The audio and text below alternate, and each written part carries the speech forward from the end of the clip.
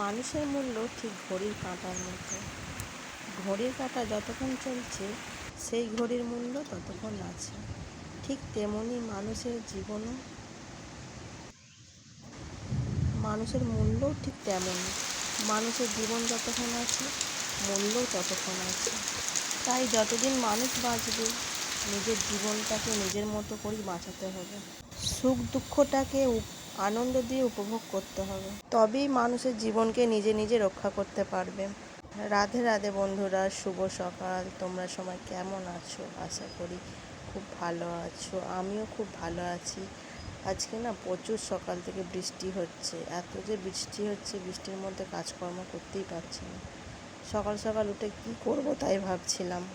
বৃষ্টির মধ্যে কাজ করতে পারছিলাম না বাইরের, তার জন্য সকালে বসে বসে আনাজগুলো কেটে নিয়েছিলাম। তারপর না মাছওয়ালা এসেছিলো, মাছ কিনে নিয়ে এসে, আর ওখানে না আমার যা আগে থেকেই উপস্থিত ছিল মাছ কেনার জন্য। আমার যাও মাছ কিনবে বলে দাঁড়িয়েছিল, ও কিনলো, আমিও কিনে বাড়ি এলাম। আর হ্যাঁ, এই যে ঠাকুর ঘরে আমার কাজ হবে বলে আগে থেকে না টালিগুলো আনা ছিল। আমি দেখছি যে কুকুরে ভেঙে দিল নাকি, দেখছি কুকুরটা পাহারা দিয়েছে, কিন্তু কিছু করেনি অবশ্য, সব ঠিকঠাকই আছে। তারপর ছাতা নিয়ে একদমই কাজ করতে পারছিলাম না। ছাতা রেখে দিয়ে বাসনগুলো মেজে ধুয়ে নিলাম। তারপরে মাছটা বেছে নিচ্ছে আর কি কেটে। যাই হোক বন্ধুরা, এটা আমার চ্যানেলে প্রথম ব্লগ ভিডিও। এই ভিডিওতে কোনো ভুল ত্রুটি থাকলে আমাকে ক্ষমা করে দিও। সব কিছুতে একেবারেই শেখা যায় না, প্রথম ভুল তো হবেই, সব মানুষেরই ভুল হয়ে থাকে। জানি না ভিডিওটা কেমন হবে বা কেমন লাগবে তোমাদের। এটা না ডাঁটা দিয়ে, আলু দিয়ে, বেগুন দিয়ে একটু ঝোল করেছিলাম।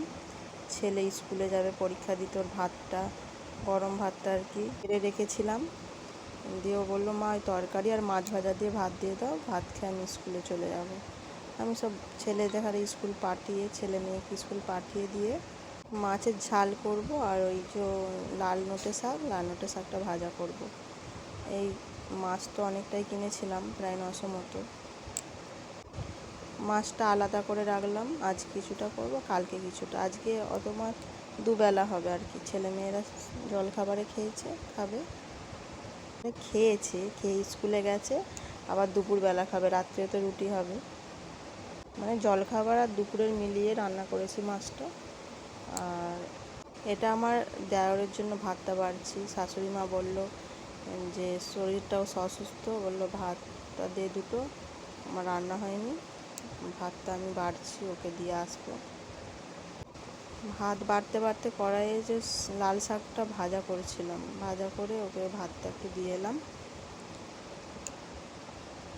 ভাতটা দিয়ে এসে আমি ওই যে রান্নাঘরের সমস্ত কাজগুলো গুছিয়ে নিলাম। বাসন কোসন মেজে ধুয়ে একদম পরিষ্কার করে তারপরে স্নান টান করে পুজোর দিকে এসেছি।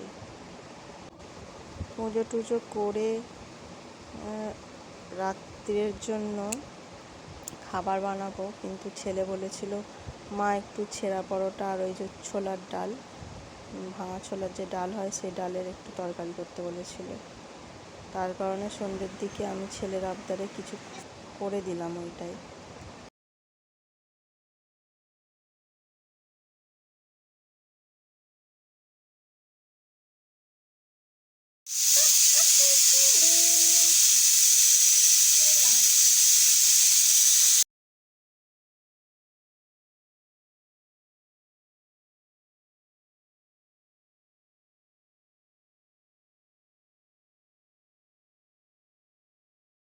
এই যে রাতের খাবারের জন্য ছেঁড়া পরোটা বেলে নিচ্ছি, বেলে করছি আর কি। ডালটা আগের থেকে করা হয়ে গেছিলো, করে নিয়ে ছেলেদের ঘরে খেতে দিয়ে দিলাম।